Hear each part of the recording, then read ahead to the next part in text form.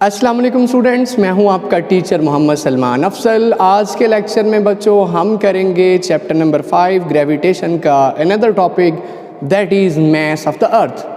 आज के लेक्चर में हम बच्चों ज़मीन का मैस कैलकुलेट करेंगे। मैस के मतलब तो आप चैप्टर नंबर 3 में जान चुके होंगे। मैस क्या है? Quantity of matter possessed by a body is called mass. जितना मैटर पोजेस किया हुआ है दैट इज़ माई मैस। ठीक है, आइए हम अर्थ का मैस कैलकुलेट करते हैं। क्या कोई ऐसी डिवाइस या ऑपरेटर्स है जो अर्थ का मैस कैलकुलेट कर सके? बिल्कुल नहीं। क्या कोई फिजिकल बैलेंस, क्या कोई इलेक्ट्रॉनिक बैलेंस ऐसा है जो ज़मीन का मैस कैलकुलेट कर सके? नहीं। तो फिर ये कैलकुलेशन मुख्तलिफ़ फैक्टर्स की बुनियाद पे हमने मालूम की है, हमने ये कैलकुलेशन की है, मुख्तलिफ़ अजम्पशंस की बेसिस पे है। एज्यूम करके हमने कहा ये अगर ऐसा हो, ये अगर ऐसा हो तो ज़मीन का मैस इतना होगा। तो आइए जी, सिचुएशन ये है कि हमारे पास है अर्थ।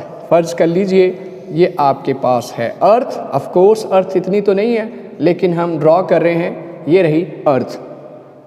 अब फ़र्ज़ करिए इस अर्थ के ऊपर एक ऑब्जेक्ट है। मैं अक्सर ऑब्जेक्ट आप में से किसी स्टूडेंट को ड्रॉ कर लेता हूँ। आप कोई ऑब्जेक्ट इस तरह से भी ले सकते हैं। फ़र्ज़ करिए इसको रिप्लेस कर दीजिए, इसकी रिप्लेसमेंट पे वो ऑब्जेक्ट बना दीजिए जो टेक्स्ट बुक में है। अब आप इस डायग्राम को गौर से देखिए। यहाँ दो मैसेज हैं, एक ज़मीन का मैस और एक उस ऑब्जेक्ट का मैस जो ज़मीन के ऊपर पड़ा हुआ है। तो इसमें से कौन बड़ा है? ऑफ कोर्स ज़मीन का मैस मैसिव है। इसके मैस को हम लिखेंगे कैपिटल से। कैपिटल M क्यों लिख रहे हैं? क्योंकि इसका मैस बहुत ज़्यादा है। Mess of earth, mess of earth subscript में आपने नीचे E लिखना है।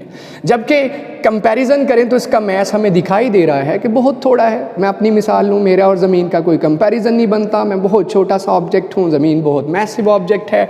इसका मैस लेंगे हम स्मॉल m। हम यहाँ जो कैलकुलेशन करेंगे वो लॉ ऑफ ग्रेविटेशन के मुताबिक होगी। देखिए इन दोनों मैसेज के दरमियान, इस ऑब्जेक्ट जो हमने लिया और ये जो अर्थ है, इनके दरमियान फासला कितना है? फासला according to Newton's law of gravitation centres के दरमियान देखा जाता है।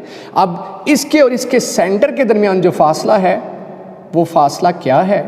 गौर करिए, वो फासला तो जितना ज़मीन का रेडियस है उतना ही है। क्योंकि हम जानते हैं, हम मानते हैं कि ज़मीन स्फेरिकल है, एक फुटबॉल की मानित है। तो अगर फुटबॉल की मानित है, सफ़ीर की मानित है, तो उसका रेडियस होगा सेंटर से किसी भी साइड पे फासला स्फेरिकल शेप का, उसका रेडियस कहलाता है। तो इसका मतलब इस और इस ऑब्जेक्ट, अर्थ और इस ऑब्जेक्ट के दरमियानी फासला कितना है? जितना कि ज़मीन का रेडियस है। हमें जो चीज़ें पता चली या जो हमने एज्यूम किया ये लिख लेते हैं। हमें पता चला यहाँ पे मैंने कंसीडर किया है मैस ऑफ अर्थ को मैं किस साइन से जाहिर कर रहा हूँ, ये सारा डेटा आप लिख लेंगे, that is ME। Mass of object जो मुझे हेल्प आउट करेगा ज़मीन के मैस की कीमत निकालने में, वो मैंने लिया है स्मॉल m। फिर इन दोनों मैसेज के दरमियान फासला, distance between earth and object, इन दोनों के दरमियान जो फासला है वो है ज़मीन के रेडियस के बराबर। ज़मीन के सेंटर से लेके ये फासला रेडियस होता है और उसकी वैल्यू भी हम जानते हैं। ये तीन चीज़ें पता चल गई। अब देखिए according to law of gravitation दो मैसेज के दरमियान ग्रेविटेशनल फोर्स होती है। कायनात का हर जिस्म दूसरे जिस्म को अपनी तरफ खींच रहा है। हमने प्रीवियस लेक्चर्स के अंदर लॉ ऑफ ग्रेविटेशन को पढ़ा और फिर न्यूटन्स थर्ड लॉ से इसका कंपैरिजन किया तो वो एनालॉगस था, काफ़ी चीज़ें उसकी तरह थी, कंसिस्टेंट था, उसी तरह से था। तो लॉ ऑफ ग्रेविटेशन के मुताबिक अर्थ इस पे फोर्स लगा रही है तो ये ऑब्जेक्ट इस पे फोर्स लगा रहा है। तो बताइए, हम जानते हैं कि अर्थ जो इस ऑब्जेक्ट पे फोर्स लगाएगी according to law of gravitation, वो फोर्स किसके बराबर होगी? वो फोर्स बराबर होगी G gravitational constant M mass of earth और साथ में small m mass of that object, और नीचे क्या आएगा? दोनों के सेंटर्स के दरमियानी फासला, और वो क्या है? R square. तो फार्मूला था क्या? मैंने वहाँ से क्या बना लिया? फार्मूला बच्चों था F is equal to G M1 M2 over D square. इस सिचुएशन में यही फार्मूला चेंज क्या हो गया? ज़मीन जो इस ऑब्जेक्ट पे फोर्स लगा रहा है वो क्या बन जाएगी?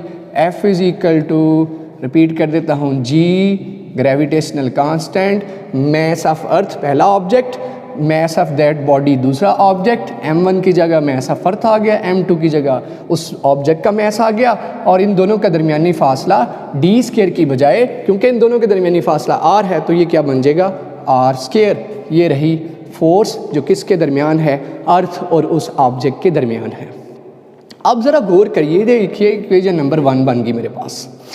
क्या मैं जानता नहीं कि जो फोर्स ज़मीन ऑब्जेक्ट्स के ऊपर लगाती है वो तो वज़न होता है। वज़न की डेफिनेशन क्या पढ़ी हमने, weight is a force with which earth attracts a body towards its centre. अगर ये वो फोर्स है जिससे ज़मीन इसे खींच रही है, ये वो फोर्स है according to Newton's law of gravitation, ये वो फोर्स है जिससे ज़मीन इस ऑब्जेक्ट को नीचे खींच रही है, तो फिर वेट भी तो फोर्स है। वेट वो फोर्स है जिससे ज़मीन ऑब्जेक्ट को अपनी तरफ खींच रही है, और उसके मुताबिक F is equal to W and W is equal to mg, mass of that object. अगर उसे g के साथ मल्टीप्लाई कर दूं तो वही क्या बन जाता है, वेट। तो बताइए वेट का रुख भी किस तरफ है, वेट का रुख भी किस तरफ है, अर्थ के सेंटर की तरफ, और ग्रेविटेशनल फोर्स भी किस तरफ खींच रही है, अर्थ के सेंटर की तरफ। तो इसका मतलब ये दोनों फोर्सेस फिर बराबर हैं भाई। According to Newton's law of gravitation ये फोर्स का फार्मूला, और according to the definition of weight force का ये फार्मूला, दोनों फोर्सेस हैं। तो यहाँ से कीमत उठाइए, यहाँ रख दीजिए। F की कीमत कहाँ से, by the definition of weight, weight की तारीफ से। वेट का रुख भी तो नीचे है, वेट इज़ अ फोर्स जिससे ज़मीन खींच रही है, ये फोर्स और ये फोर्स तो बराबर हैं। इसका मतलब ये कीमत उठाइए और यहाँ ला के दर्ज कर दीजिए। बाय क्या लिखेंगे, putting value from 2 in equation 1। 2 में से कीमत उठा के 1 में दर्ज कर दें। क्या पुट करूँगा, जहाँ F नज़र आ रहा है वहाँ क्या आ जाएगा, mg, और राइट साइड पे क्या आ गया, g me m over r square. आपको लेफ्ट और राइट साइड पे सेम फैक्टर्स नज़र आ रहे हैं। मल्टीप्लिकेशन, अगर वैल्यूज़ मल्टीप्लाई हो रही हो तो लेफ्ट और राइट साइड से सेम फैक्टर्स कैंसिल हो जाते हैं। तो क्या बचा, अगर आप लिखें तो यहाँ से क्या बचा, g is equal to G M E over R square. हमें इस इक्वेशन को रीअरेंज करना है ताकि मैं मैस ऑफ अर्थ कैलकुलेट कर सकूं। मैस ऑफ अर्थ वही रहने दीजिए, जो एक्स्ट्रा फैक्टर्स हैं उन्हें दूसरी साइड पे ले जाइए, तो यही रिलेशन क्या बन जाएगा, यही रिलेशन क्या बन जाएगा, जो चीज़ यहाँ डिवाइड हो रही है दूसरी साइड पे जाके क्या करेगी, मल्टीप्लाई होगी, और जो चीज़ मल्टीप्लाई हो रही है दूसरी साइड पे क्या करेगी, डिवाइड। और ये रिलेशन किसका बन जाएगा, मैस ऑफ अर्थ का। इसे तरतीब से लिख लीजिए, लेफ़्ट साइड पे लिख लीजिए। अब जस्ट हमने इसके अंदर क्या पुट करनी है, वैल्यूज़। क्या मुझे सारी वैल्यूज़ नहीं पता? ये इक्वेशन नंबर आपके पास 3 है। ये स्मॉल जी हम जानते हैं अर्थ के करीब करीब, अर्थ के ऊपर, समुंदर के ऊपर इसकी वैल्यू कितनी है, 10 मीटर पर सेकंड स्क्वायर। और आर ज़मीन का radius, that is 6400 kilometre. Kilometre का मतलब 6.4 इंटू 10 की पावर 6 मीटर ज़मीन का रेडियस। और ग्रेविटेशनल कांस्टेंट की कीमत, वो चांद पे चले जाएं, ज़मीन पे, मार्स पे, उसकी कीमत तो सेम है, दैट इज़ 6.673, जिसको मैं प्रीवियस लेक्चर्स में एक्सप्लेन कर चुका हूँ, न्यूटन मीटर स्क्वायर पर किलोग्राम स्क्वायर। अब ये सारी वैल्यूज़ उठा के हमें इक्वेशन नंबर 3 में पुट करनी है और रिजल्ट्स आपके सामने होंगे। ठीक है, सारे रिजल्ट्स आपके सामने होंगे।